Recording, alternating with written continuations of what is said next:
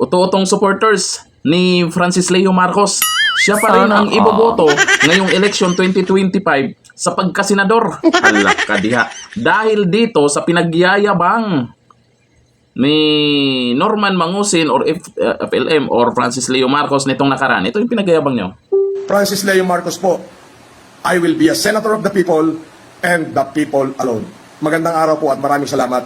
Formal ko pong ipinapahayag ang aking pagtakbo bilang kandidato ng pagkasenador. Dapat klaro mo kung saang senador yang pinagsasabi mo, Francis Leo Marcos, baka senador sa pambubudol. Update mo naman yung mga supporters mo, yung mukhang tameme ka ngayon sa idiniklara ng COMELEC na ikaw, Francis Leo Marcos, ay nuisance candidate. Kung baga, panggulo lamang dyan sa election 2025. Umapila pa ang hinayupak, ni-reject naman. Wala, i-update mo naman kasi sa'yo naniniwala yan. May mga ibang supporters niya dyan na talagang sarado na ang pag-iisip. Kung ano po yung mga sinasabi po sa mga nabiktima nitong Francis Leo Marcos, ay hindi po sila naniniwala. Kung hindi, sa'yo lang. Budol na Francis Leo Marcos. Kawawa naman yan. Baka pagdating sa 2025 election, talagang ikaw yung iboboto nila dyan sa balota. Sana Ano na? Mana-mana na ba? Para naman hindi magmumukhang TANGA yung mga supporters mo. Turuan mo naman. Sabagay, ano bang ituturo mo dyan sa mga supporters mo?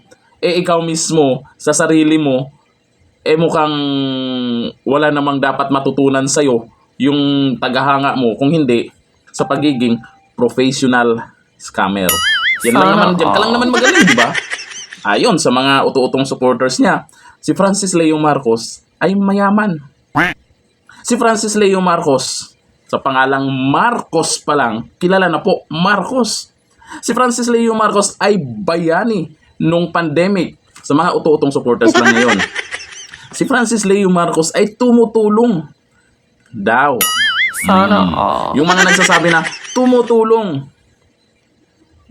marami po tayong kaibigan dyan na ang pinanggalingan ng milyones, totoo po, maabot po ng milyones ni Francis Leo Marcos na pinagyayabang ay galing daw sa mga OFW. Isa na dyan yung mga taga-USA na nagbibigay nung pandemic para sa pambigas o mamimigay daw ng bigas. Pero ang nangyari, sa 1,000 sakong bigas, ang binibigay 100 lang daw. Aba, tapos sa kanya pa, siya pa ang bida para sa mga nabigyan. Sana totoo kaya yun. Kaya maraming nagrereklamo sa kanya ngayong mga OFW. Hindi ba nyo ba nahalata? Karamihang nagrereklamo, mga OFW. At sinasabing na biktima sila. At isa pa, may resibo pa sila. Ay sabagay, tanggapin na lang natin na itong mga supporters niya, lalo dyan sa TikTok, ay talagang sa kanya naniniwala.